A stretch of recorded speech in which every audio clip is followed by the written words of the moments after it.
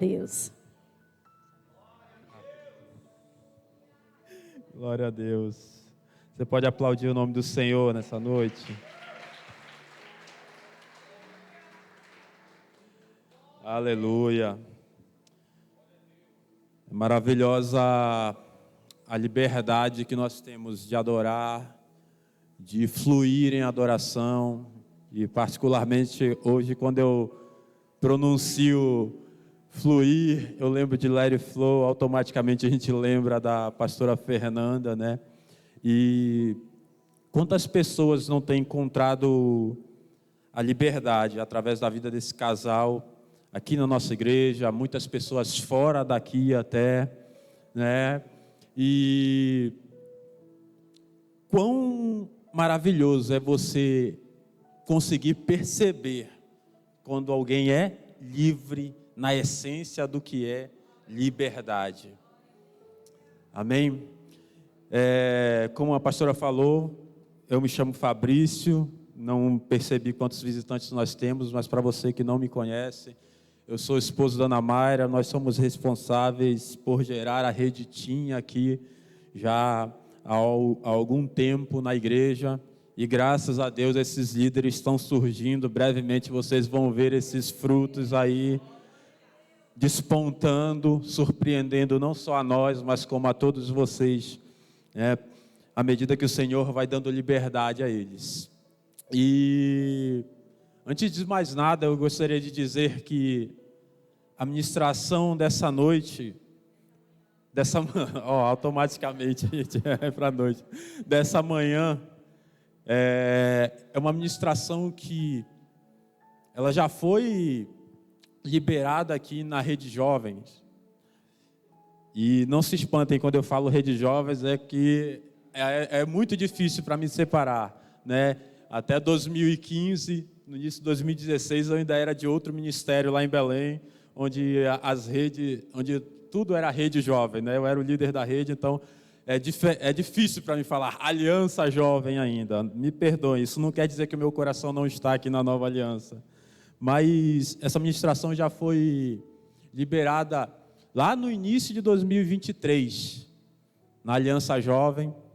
E eu creio que, assim como o Senhor falou naquele momento a muitas pessoas, e até um tempo atrás, teve gente que me mandou mensagem dizendo que viu no YouTube e foi tremendamente impactado.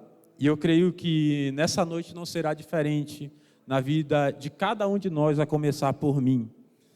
E essa ministração ela surgiu no momento em que a gente tinha acabado de ter uma conversa com os pastores, né? Eles foram nos achar lá onde a gente estava escondido, dentro da nossa casa, bonitinhos, quietinhos, né? Paradinhos. E automaticamente, quando nós aceitamos o desafio de embarcar nessa jornada da Rede TIM, o meu pensamento vem: caramba, vamos voltar àquela loucura de novo, de toda semana ter que ter uma palavra de pregação no púlpito, né? E isso já faziam 6 anos que eu não subia num púlpito, que eu não pregava propriamente dito, né? Apenas informalmente. E eu lembro, não sei se meu pastor vai lembrar, no dia que eu recebi essa ministração do Senhor, eu mandei um áudio para ele, talvez ele não lembre, mas eu disse: pastor, muito obrigado pela oportunidade, muito obrigado porque essa oportunidade trouxe para a minha vida novamente revelações através da palavra, me trouxe um novo olhar para a palavra de Deus, algo que eu não sentia há muito tempo, eu voltei a sentir lendo essa palavra. Então, assim como essa ministração ela é especial para mim, eu creio que ela vai ser especial para você. Você pode dar um glória a Deus, você pode dizer amém. Então, o tema dessa ministração, ela é liberdade. Você que gosta de anotar, anote aí. E você vai encontrar o texto base para essa ministração lá em Filemon. Abra a sua Bíblia lá em Filemon, por gentileza. Não faça igual os meninos da minha da minha célula. Quando eu falo alguns livros assim, tio, tem Filemão na Bíblia? Tem, minha gente. É depois de Gênesis e antes de Apocalipse aí. Para você que não está muito adestrado, é depois de Tito e antes de Hebreus, tá? É uma carta pequena, escrita pelo nosso apóstolo Paulo. E automaticamente, quando a gente ouve a palavra liberdade, eu pelo menos sou assim, e eu quero te induzir a pensar dessa forma, a gente sempre faz um contraponto com escravidão. Porque liberdade é, até que se prove o contrário, o antônimo ou o contrário de escravidão. Não tem como alguém que é escravo dizer que é liberto. Não tem como alguém que é escravo dizer que goza de uma liberdade sem limites. E da mesma forma, não tem como alguém que se declara liberto se dizer preso a algo. E isso num contexto linguístico, num contexto conceitual. Talvez ao final dessa ministração a gente quebre um pouco desse protocolo em relação a isso. Mas se você for pesquisar, ali na essência vai ter vários significados do que é escravidão. Mas todos eles vão caminhar para um sentido. Alguém que está sujeito à vontade de outrem, ou de outra pessoa. Alguém que não anda segundo a sua própria vontade. Ele anda segundo a vontade de outra pessoa. Todo escravo, ele é refém da vontade do seu senhor. E se você for caminhar para o outro lado e procurar o conceito de liberdade, vem na contramão disso. O conceito que você vai encontrar na nossa língua portuguesa de liberdade vai te jogar para alguém que basicamente não deve satisfação para ninguém. Alguém que não sujeita a sua vontade a outra pessoa. Alguém que caminha segundo a sua própria vontade, que dá vazão aos seus desejos. E dentro desse contexto eu te pergunto, quantos libertos nós temos aqui nessa noite? Glória a Deus. Glória a Deus. Vamos ler aqui a carta a Filemão, a partir do verso 4 até o verso 21. É uma leitura um pouco extensa, mas eu peço que você se concentre nessa leitura. Isso vai ser essencial para o que nós vamos transmitir aqui nessa noite. Amém? Então, a partir do verso 4, diz assim: dou graças ao meu Deus, lembrando-me sempre de ti nas minhas orações, porque ouvi falar do amor e da fé que tens para com o Senhor Jesus e para com todos os santos. Diga aí, todos os santos. Oro para que a comunicação da tua fé seja eficaz no conhecimento de todo o bem que em nós há para Cristo. Tive grande alegria e consolação no teu amor, porque por ti, ó irmão, o coração dos santos tem sido reanimado, pelo que ainda que tenha em Cristo grande confiança para te mandar o que te convém, prefiro todavia solicitar em nome do amor, diga amor, sendo o que sou, Paulo, o velho e também agora prisioneiro de Cristo, peço-te por meu filho Onésimo, que gerei nas minhas prisões. Outrora ele te foi inútil, mas agora a ti e a mim, muito útil. Mando de volta a ti, ele que é o meu coração. Eu bem quisera conservá-lo comigo, para que por ti me servisse nas prisões do Evangelho. Nada, porém, quis fazer sem o teu consentimento, para que o teu benefício não fosse forçado, mas voluntário. Repita comigo, voluntário. Bem pode ser que ele se tenha separado de ti por algum tempo, para que o retivesses para sempre. Não já como escravo, antes, mais do que escravo, como irmão amado. Particularmente para mim, e quanto mais para ti, assim na carne como no Senhor. Portanto, se me tens por companheiro, recebe-o como a mim mesmo. E se te causou algum prejuízo, ou te deve alguma coisa, lança-o na minha conta. Isso é Paulo falando. Eu, Paulo, escrevo de meu próprio punho, eu o pagarei, para não dizeres que ainda me deves a própria vida. Sim, irmão, eu gostaria de receber de ti no Senhor este benefício. Reanima-me o coração em Cristo. Escrevo-te confiando na tua obediência, sabendo que farás ainda mais do que eu peço. Então, o texto que nós acabamos de ler aqui, como eu falei, é uma das cartas mais curtas, pelo menos das que estão ali na Bíblia, que o apóstolo Paulo escreveu. Mas por que eu gosto tanto dessa carta? Porque sempre que eu leio, o Senhor fala comigo de uma maneira diferente. E vários ensinamentos que eu levo para a minha vida, o Senhor ministrou ao meu coração através desse texto. A carta a Filemon é basicamente a história de um escravo fugitivo e de um senhor de escravos, muito bondoso.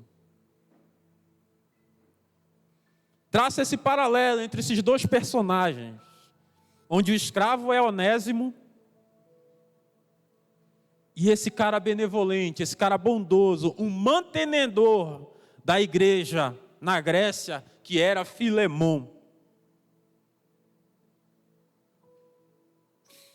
Mas nem por isso a gente pode ter esse texto como um texto simples de ser entendido. Porque aos olhos naturais, essa parece ser uma história muito curta. E uma história sem nenhum parêntese em aberto. Mas os pesquisadores aqui, os teólogos a respeito do que acontece no contexto dessa carta, principalmente, trazem à tona muitos ensinamentos e muita clareza do que há contido aqui. A carta a Filemon traz alguns ensinamentos e eu quero compartilhar alguns desses ensinamentos com cada um de vocês aqui nessa manhã.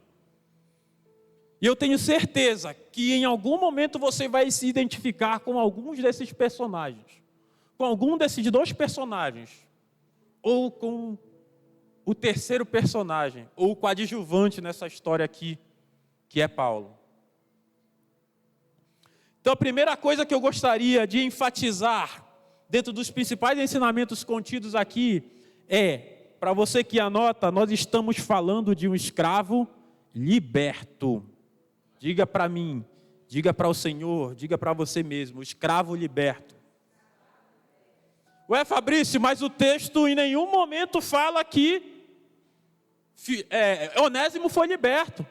Em nenhum momento a carta fala em carta de alforria. Em nenhum momento, muito pelo contrário, o que o texto nos diz é que Onésimo causou prejuízos ao seu senhor enquanto escravo. E de fato, quando a gente olha com um olhar natural e quando a gente olha na ótica da história que os historiadores contam a respeito desse texto, é exatamente isso. Se trata de um escravo fugitivo, se trata de um escravo que roubou, além de fugir, roubou o seu senhor, causando prejuízos a ele. E principalmente, se trata de alguém que, quando fugiu de uma escravidão, encontrou uma outra prisão. Afinal, Paulo teve todo esse discipulado com Onésimo, teve toda essa vivência mais próxima com Onésimo, dentro de uma prisão. E deixa isso claro: Onésimo, meu filho amado, que gerei nas minhas prisões. Então esse discipulado foi muito particular ali. E todos nós que somos líderes aqui, sempre que nós sentamos para um discipulado, quando algum discípulo desabafa, automaticamente ele vai contar um pouco da sua história. E eu imagino, e eu quero que você imagine comigo, o que um escravo iria relatar de uma vida de escravidão. Ele poderia relatar muitas coisas boas, sim. E eu tenho certeza que fez isso. Mas também contou o seu lado na sua visão de escravo. Até então, desses dois personagens, Paulo conhecia Filemão, o mantenedor da igreja. Um cara benevolente. O cara que faltava carregar Paulo no colo e que tinha ele em grande estima. Mas nesse momento, Paulo está conhecendo aqui Onésimo, o escravo de Filemão. E lá nos versos 10, 11 e 12, o texto deixa bem claro para nós, e se não deixa para você, vai deixar agora, que não se trata mais de um escravo ali. O Onésimo que vivia sob a batuta de Filemão era um. E o Onésimo da prisão de Paulo é outro totalmente diferente. No verso 10, 11 e 12 fala assim: peço-te por meu filho Onésimo que gerei nas minhas prisões. Outrora ele te foi inútil, mas agora a ti e a mim muito útil. Mando-te de volta a ele que é o meu coração. Talvez você ouviu esse texto, talvez você leu esse texto e está dizendo, não está falando nada de libertação aí. Não está falando nada de carta de alforria aí. Abre os seus olhos espirituais e imagine comigo se há a possibilidade de alguém que é muito útil ao reino de Deus ser escravo. Você consegue imaginar alguém que é útil para o reino de Deus, que está sendo útil nessa empreitada, numa posição de escravo? Talvez aos olhos humanos, sim. Talvez ao olhar do Império Romano, sim. Onésimo ainda era um escravo e por isso ele estava preso ali junto com Paulo.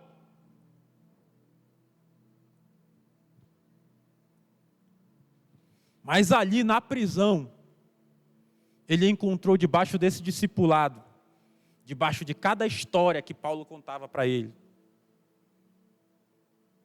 Talvez falando de açoites, talvez falando de naufrágios, talvez falando das vezes em que ele passou fome, como Paulo relata em um outro texto. E Onésimo nesse encontro ele diz, caramba, esse cara está vivendo coisa pior do que eu vivia como escravo na casa de Filemão. Mas ele via nos olhos de Paulo com certeza a realização. Porque Onésimo não se converteu ao evangelho lá na casa de Filemão, ele se converteu ao evangelho ali, na prisão com Paulo. Ouvindo o evangelho genuíno. E mais do que qualquer juiz, mais do que qualquer delegado, mais do que qualquer policial, do que qualquer autoridade desse mundo, ou do mundo contemporâneo, ou da época medieval, quem mais tem poder de dar liberdade a alguém, chama-se Senhor Jesus.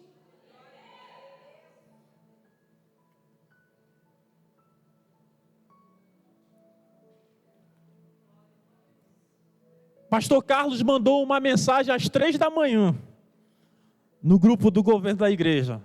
Pessoal, chegamos em casa. E eles estavam ontem numa reunião de pastores e tudo. E 9 horas da manhã já estão aqui. Sabe, para os olhares humanos isso é a escravidão, cara. Isso é alguém que não tem vida própria. E às vezes não precisa nem ir para fora da igreja para ver gente pensando dessa forma. Infelizmente. Mas se você perguntar para eles, com certeza ele vai, na realidade, na verdade que eles têm, eles vão dizer, é desgastante. Mas é realizador.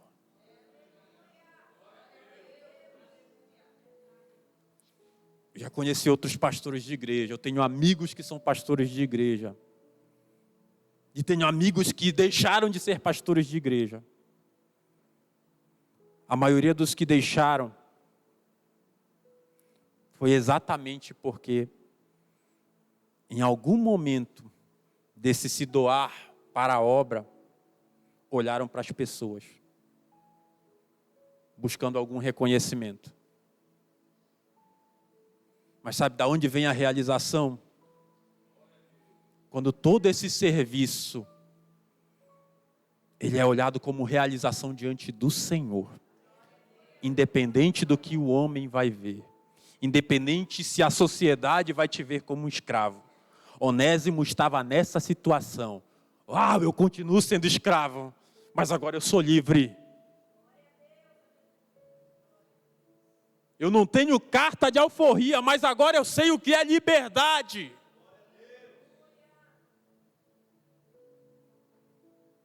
Como escravo, na casa de Filemão eu era inútil. Mas nesse reino aqui, eu sou muito útil. E é Paulo que está falando isso.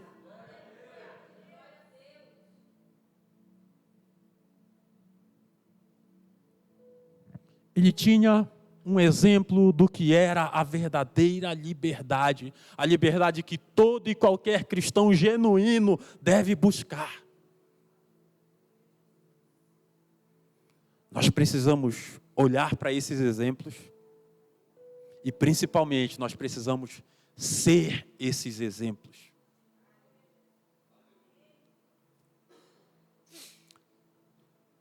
Um outro ensinamento que a gente pode tirar daqui, e aí você pode colocar como um ponto segundo aí, dentro dessa mesma história, é o senhor de escravos que também precisava ser liberto. E a essa altura você já sabe de quem eu estou falando. Nós estamos falando de Filemão. Ué, Fabrício, mas não era mantenedor da igreja? Paulo não tinha uma gratidão para com ele?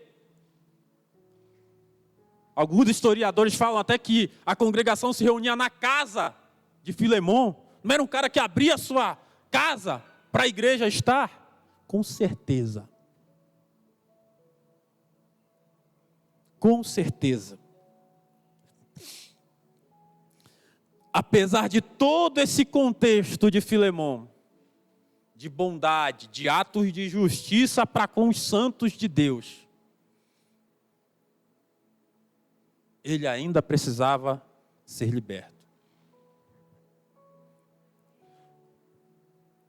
Talvez você pense que é fácil para a gente hoje. Hoje não existe mais a escravidão foi abolida. Então é fácil para a gente falar hoje que alguém que escravizava pessoas lá atrás, que tinha escravos debaixo da sua batuta, precisava de correção. Talvez você olhe com os olhos humanos e diga, mas isso era a cultura da época.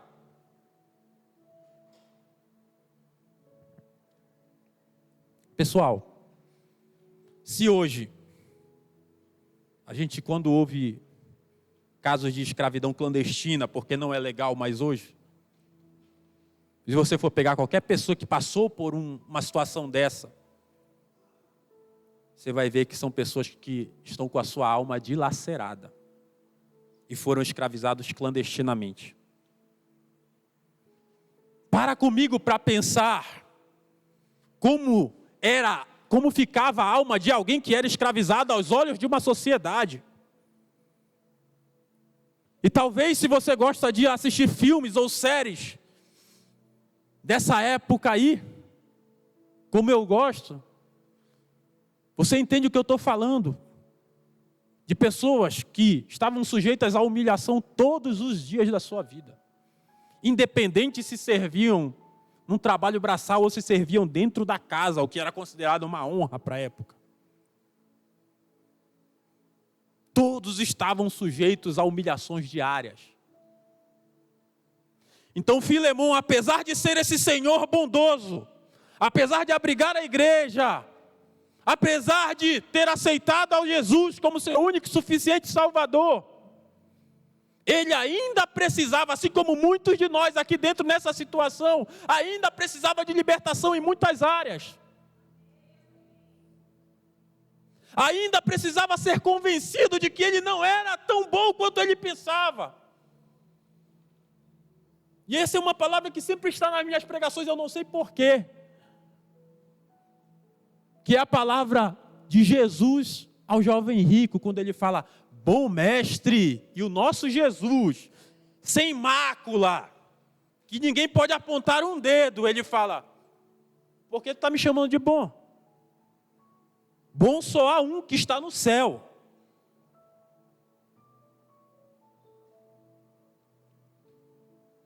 Então, a essa altura, conversando com Onésimo, Fabrício, imagino que Paulo olha para o seu discípulo, que até então estava em autoestima ali, Filemão, e diz: caramba, Filemão ainda precisa.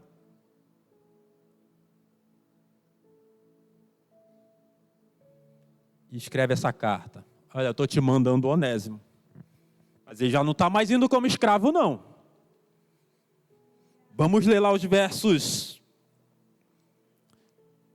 Na verdade, o verso 17, né, que eu já citei aqui. Portanto, se me tens por companheiro, recebe-o como a mim mesmo. O que ele está dizendo?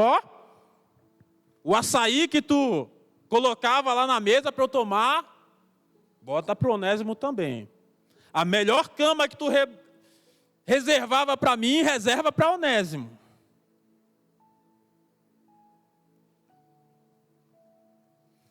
Na própria carta, Paulo já está trazendo Filemão à reflexão.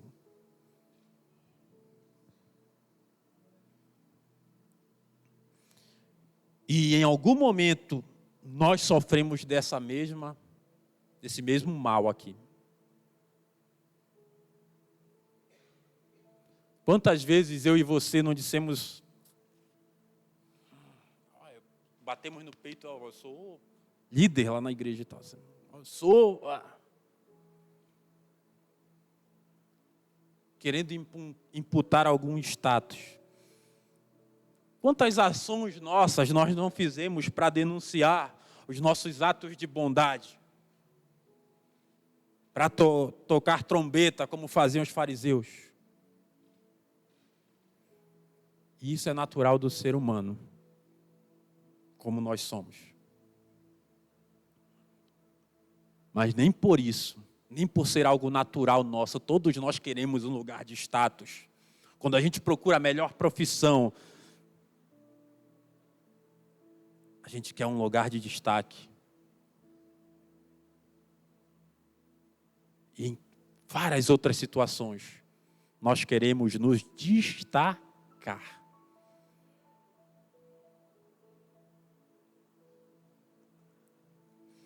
Então, como eu falei aqui, Paulo ele vai e manda a Filemão, um escravo que havia lhe roubado, um escravo que era fugitivo.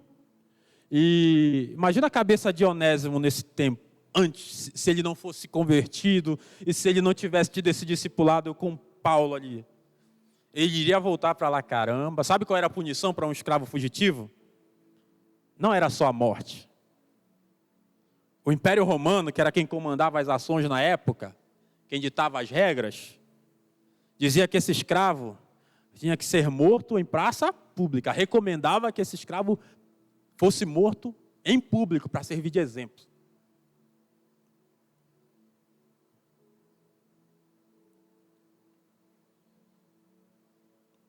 Imagina você no lugar de Onésimo, rapaz. Talvez aos olhos naturais a gente ia com um pé na frente e outro atrás, para lá. Mas a essa altura, Onésimo já tinha vivido tanta coisa ali naquela prisão. Já tinha visto tanta coisa ali. Já tinha escutado tanta história de Paulo ali que ele dizia, rapaz, esse cara. E o que ele faz? Ele simplesmente vai. Infelizmente a gente não tem a continuação de uma carta de Filemão para Paulo. Mas quando eu leio isso aqui eu gostaria. Rapaz, será que alguém não acha uma carta de Filemão aí num pergaminho, comido por barata? De como que efeito essa carta causou em Filemão?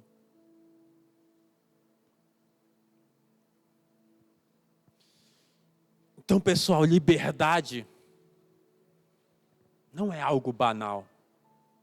Não é algo simplesmente conceitual. E o mesmo vale para a escravidão. E um terceiro ponto que eu queria aqui juntar para a gente é exatamente que Paulo nos traz essa simbiose, essa mistura de escravidão e liberdade que está confundindo a nossa cabeça aqui. Ou para você que já entendeu aí, solucionou.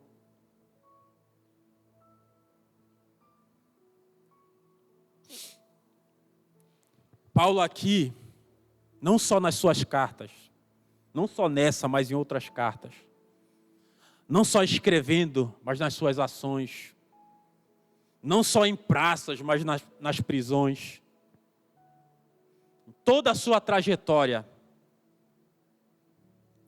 ele mostra para a gente algo que quebra a cabeça de qualquer estudioso. Ele transforma o conceito de liberdade e o conceito de escravidão em pó. Sabe por quê? Porque ele é um escravo orgulhoso de dizer: eu, escravo de Cristo nas minhas prisões.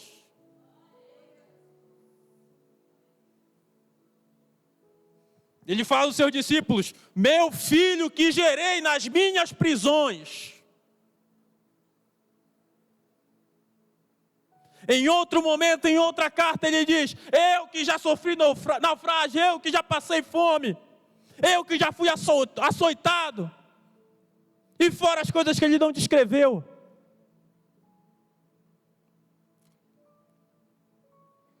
Mas ele não fala isso com pesar.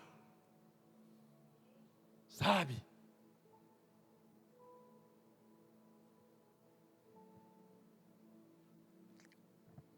Ele era um Paulo que já tinha experimentado de uma liberdade, de um status, de um reconhecimento.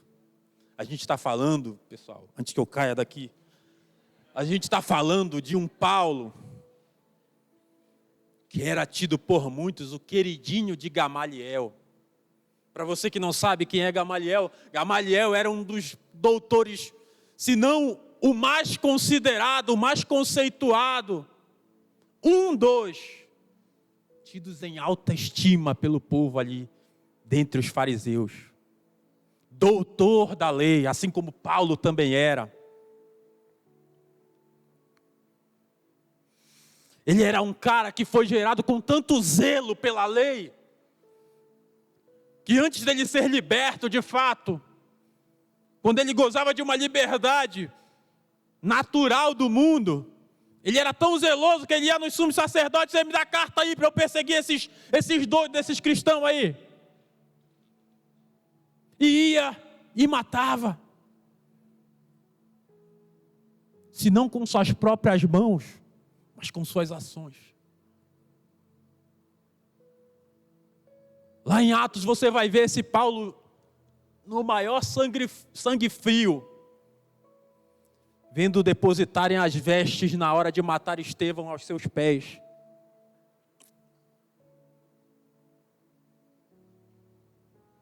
Então, depois de um encontro com Jesus genuíno, e eu acho que todos nós deveríamos ter esse encontro genuíno com Jesus algum dia. Depois desse encontro genuíno,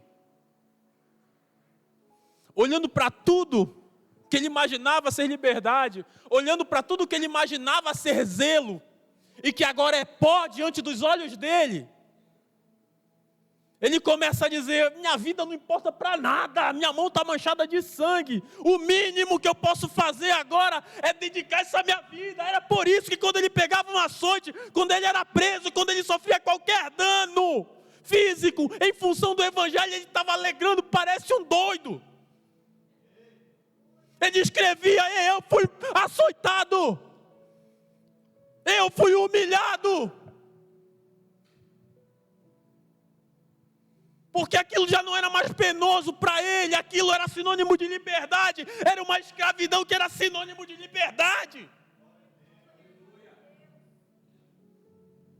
Sabe, quando eu leio isso, eu vejo alguém tão livre, assim, uma liberdade que eu ainda não consegui alcançar.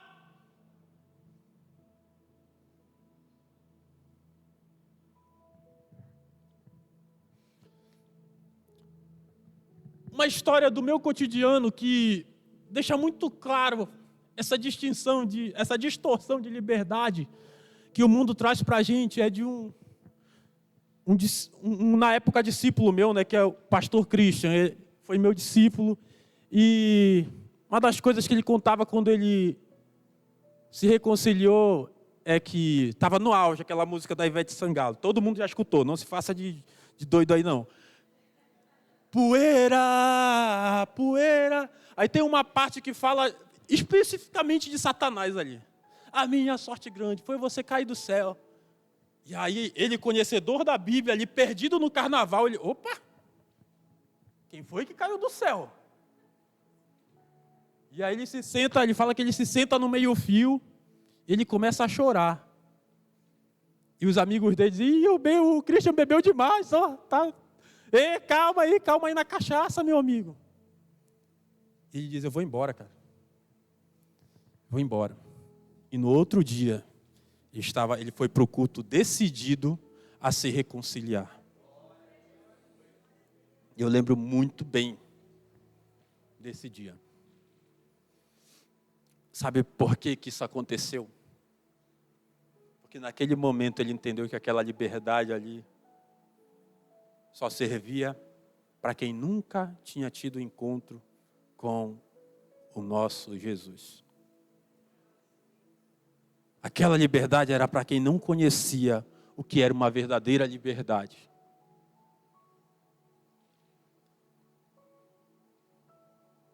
E queira Deus que nós não precisemos passar por isso, ou por coisa pior, para darmos glórias ao nosso Deus pela liberdade que nós temos nele todos os dias. Todos os dias da nossa vida.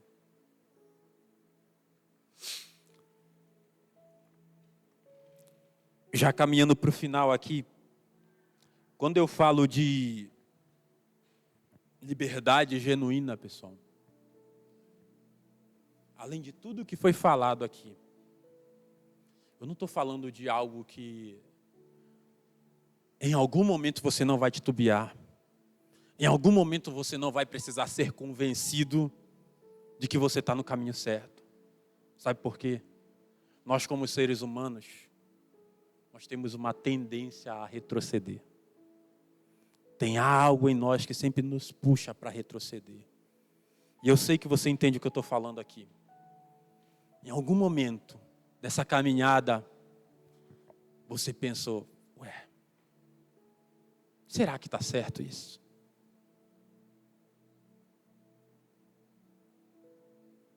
Será que eu não estou sendo escravo de pastor?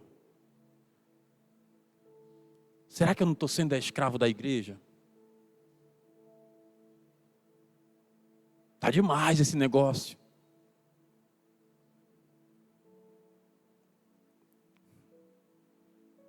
Sabe qual é a diferença de nós para Paulo? É que a gente esquece as nossas besteiras muito fácil. A gente esquece quem nós éramos muito fácil. Piscar de dedos, um piscar de olhos. Mas se toda vez que você se sentir cansado de trabalhar para o Senhor, você olhar para quem você era antes de conhecê-lo, você vai bater no peito igual Paulo e dizer: isso aqui não é nada, isso aqui é motivo de alegria. É para eu estar saltando de alegria. É para eu estar dando glória a Deus pela família que eu tenho. É para eu estar dando glória a Deus pelo emprego que eu tenho.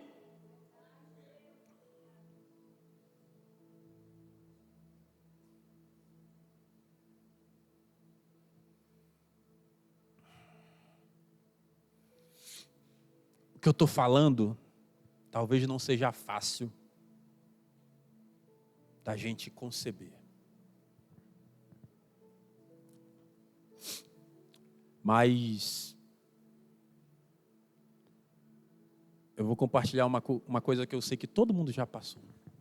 Sempre que você está com o seu devocional em dia, sempre que a sua comunhão com Deus, o seu relacionamento com Ele está ali sem falhas, sabe qual é o sentimento que você tem?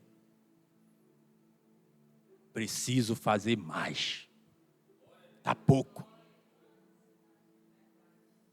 Está pouco.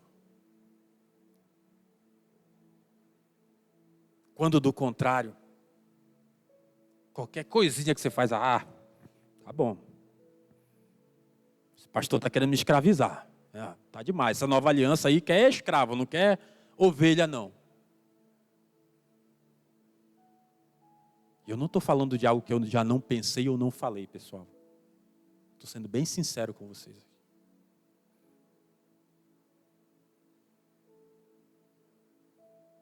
Então, quando eu falo nós, é exatamente nós precisamos encontrar o que é essa verdadeira liberdade.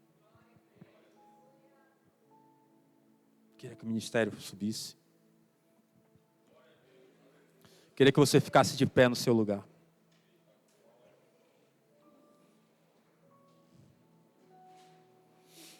Sabe,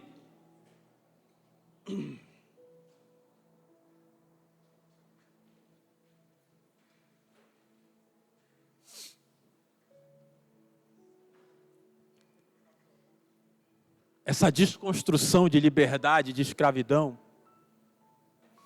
ela é regada, sabe como? Com leitura bíblica, com o básico. Ela é regada com relacionamento. Ela é regada com abdicação. Você jamais vai entender o que foi falado aqui nessa noite, ou jamais vai viver o que foi ministrado aqui, olhando simplesmente para você. Quando Paulo entende o significado de liberdade,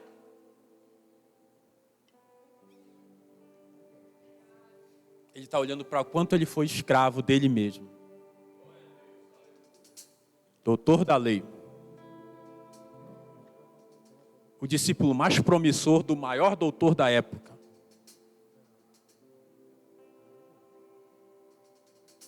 Nessa mesma toada, o cara responsável pela morte de vários cristãos. Mas isso ele só descobre quando ele está cheio do Espírito Santo. E após um genuíno encontro com o Senhor Jesus. Eu não sei o que falta para você chegar nesse estágio. Se é um genuíno encontro com Jesus ou se é falta de reflexão. Mas eu te convido a fechar os seus olhos nesse momento.